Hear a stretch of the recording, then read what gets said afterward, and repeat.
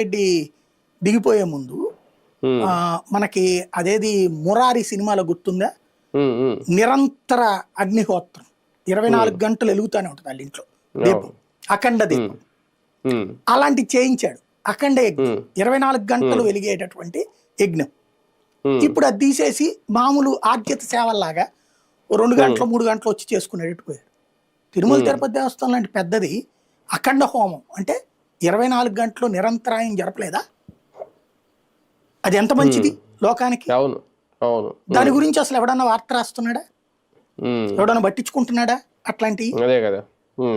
అట్లాగే అన్నదానానికి సంబంధించిన మార్పులు, అద్భుతమైన మార్పులు జరిగాయి. ఇప్పుడు వీళ్ళు వచ్చాక కూడా మంచిగా ఇది పెట్టారు, గారి పెట్టారు.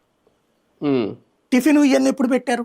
అంతకు ముందే కదా టిఫిన్ పెట్టింది, మధ్యాహ్నం భోజనం, రాత్రి భోజనం ఎప్పుడే పెట్టారు, ముందే పెట్టారు. మరి అవన్నీ మంచి చేసినట్టే కదా వాటిట్లో. మంచిని మంచిగా చెడుని చెడుగా కాకుండా మనం తిరుమల తిరుపతి దేవస్థానమే కాదు, దేవస్థానాలకు సంబంధించిన అంశంలో ఎప్పుడూ కూడా నిజాయితీగా మాట్లాడాలి. ఈ కొంతమంది హిందుత్వవాదులు కూడా వీళ్ళ ట్రాప్ లో పడుతున్నారు. వాళ్ళు కోరుకుంటోంది అదే. ఇక్కడ మతపరమైన ద్వేషం మనకు అక్కర్లా. ఆ విషయంలో బేసిక్ గా జరిగేది తప్పు చేస్తే తప్పు శిక్ష పడాలి, కానీ నిజాయితీగా చర్చ జరగాలి. ఏ అంశమైనా సరే నిజాయితీగా కాకపోతే నీ దేవుడి మీదనే నీకు